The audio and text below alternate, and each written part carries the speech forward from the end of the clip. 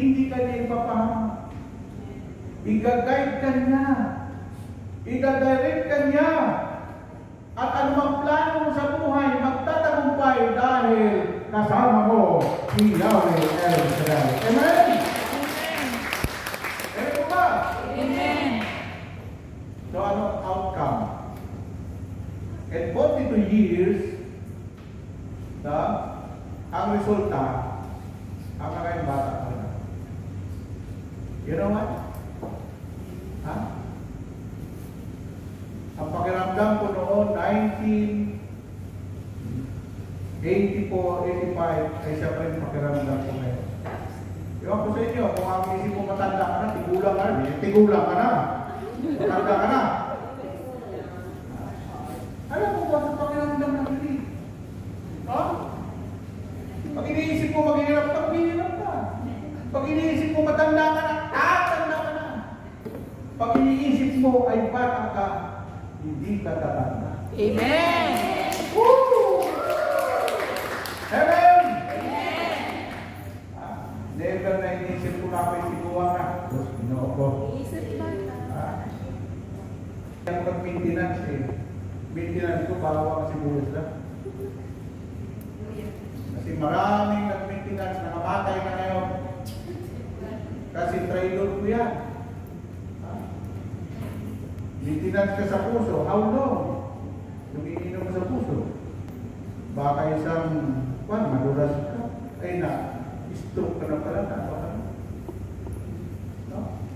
Ang kailangan mo ngayon, ikaw, ialay mo ang buhay mo sa Panginoon, at ang buhay mo ay katawang mistiko ni Kristo, iingatan niya maging sa iyong pangangailangan sa araw-araw. Amen! Amen po ba? Amen. Ngayon, itong huling panahon, no? Pag ikaw'y lumalaki, nagkakaedad, edad lang ha? Ang edad, hindi mo mapipigil yan. Pero yung katawan mo, body of Christ yan. Amen.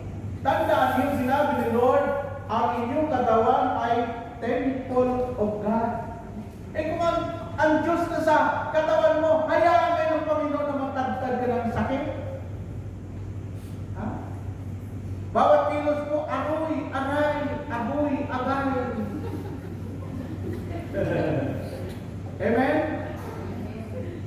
Tulad dito, ginagamit ko yung sarili. Nakita ba niyo nagsasalamin ako pag pagwan? Hindi.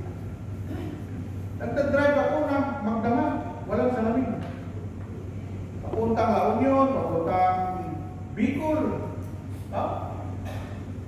Kasi ang mata mo, pag sinanay mo yan na nakasuot lagi, taon-taon kumakapal ang iyong salamin. Hanggang sa umabot sa 400, 600 na ang grado mo. O sino ba yung iba nun? Ikaw ang mag-control. Kung kailangan mo, may basahin ka, isuot mo. Wala nang problema doon eh. Amen?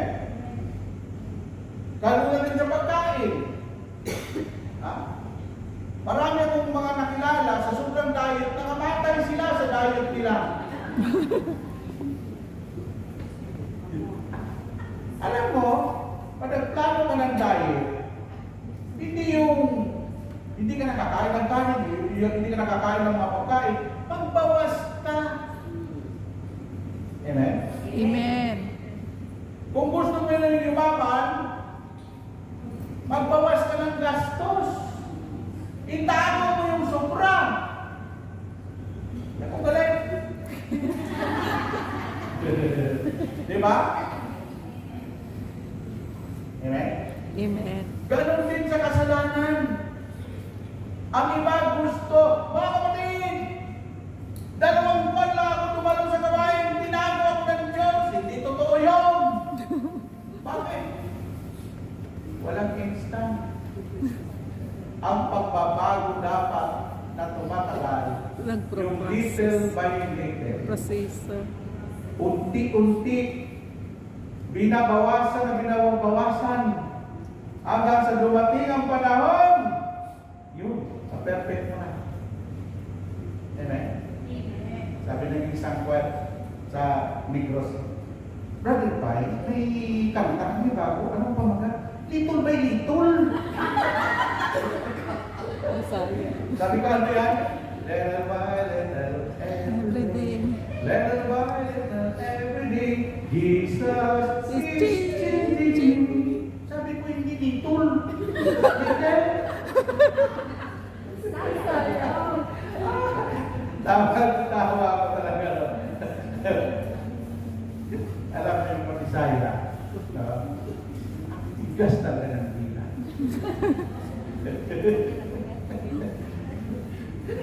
Kaya nga si sister na, sinsya ka sa akin, Bisaya ako. Sabi ko, sinong susunod sa akin? Si Mrs. Bayan? Sabi ng isa, hindi Bayan. Bayan. Proud na proud si sister sa apelido ng asawa niya. Kahit hindi maganda yung pero pag totoo ka, huwag mo ikahiya yun eh. Dahil dapat proud ka dyan. Bakit? Hindi palitan yan eh. Amen po ba? Ano ang bagay sa mundong ito na totoo, wala kang dapat ikahiya dahil kalooban ng Diyos. Ng Diyos ang nasa niya. Amen? Okay. Number one, dalago tayo ha. Her breakdown of the verse and its meaning.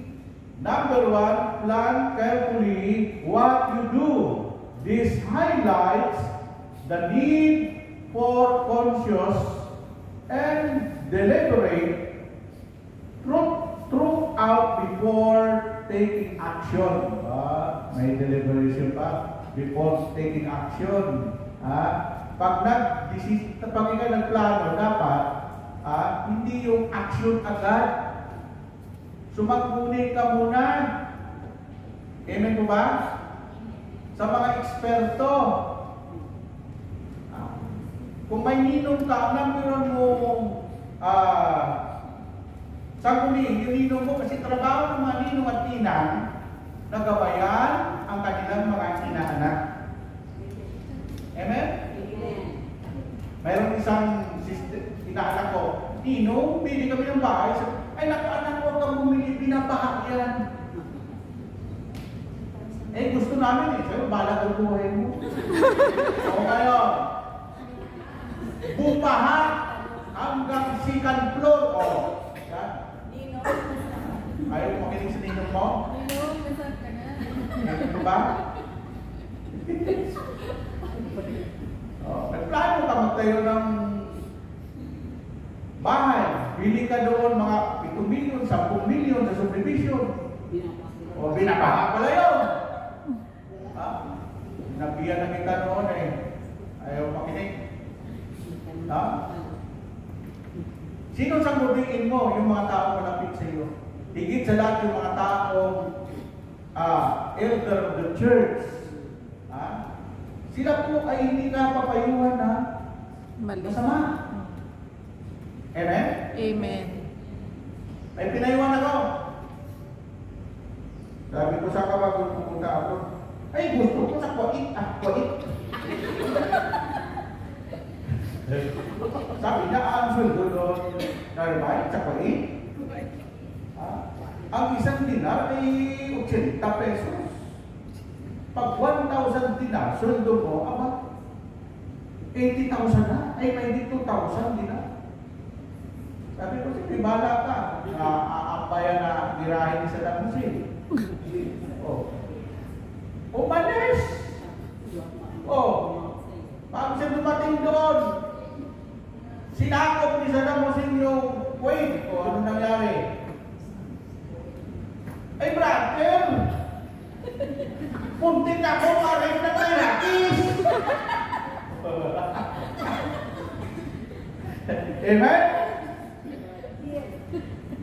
Isipin mo, gera sa Russia, sa Ukraine, kahit kaano malaki ang sweldo doon. Amen. Alam mo naman na pag nagkakaroon yan, yung buong Europa, dapat may alam ka rin eh. Dito sa Hong Kong, hayang buhay nyo dito, walang delikado dito. Walang missiles na lalapag dito. Ang lalapag dito, hukong dalan. Amen. Palabas na natin sila, no? Woo! Amen? Amen. Yun. Sabi ko sa inyo, pag mayroong offer sa inyo, ang unang gawin ninyo, sumakunin kayo sa mga may alam. Basta safe. Lalo-lalo na, sakunin nyo yung mga elders sa pari, preacher, counselor, ginang, ginong, yung may alam. Amen? Hindi kayo papabayaan kasi ang tao, pag humingi sila ng payo, pag humingi kasi ng counseling, dapat ang counsel mo yung nararapat doon sa kanyang pangangailangan. Amen? Okay, number 2. Maaga pa. Maaga pa. Kaya ako matingin sa oras eh, no? Paano mo sunod ang Diyos, oras hindi mo masunod. Okay. And whatever you do will turn out right. Yung binanggit natin sa binasa natin kanina. Ano ba nang gagawin mo? Dapat lahat ay sa tama. Huwag sa kaliwa. Tandaan ninyo, kahit sa buhay, pag-asawa, ang laki ng pananagutan ng nangangaliwa.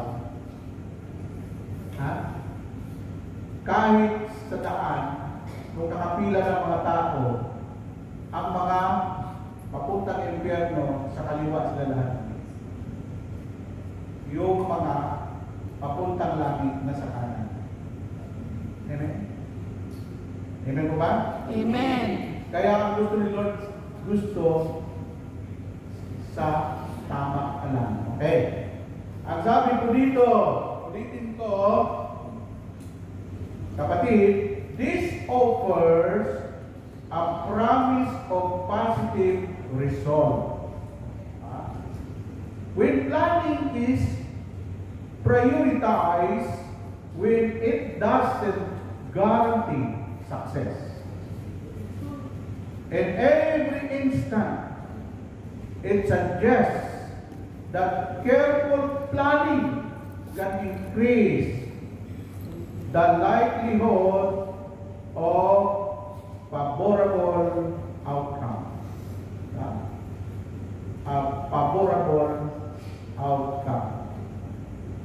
Mag-ingat tayo sa ating mga plano na ang plano natin sinabi doon sa Kawikaan 16:1 na sa tao ang pag-iisip at pagbabalak, ngunit ang tagumpay sa Diyos nagbubuhat. Hayaan natin yung outcome, yung mga, alam mo ang Diyos, ang kailangan natin kasi, yung favorable o favor. Iba po yung taong may favor ni God. Si Mama Mary, ang tawag ko sa kanya, sabi ng Anghel Gabriel,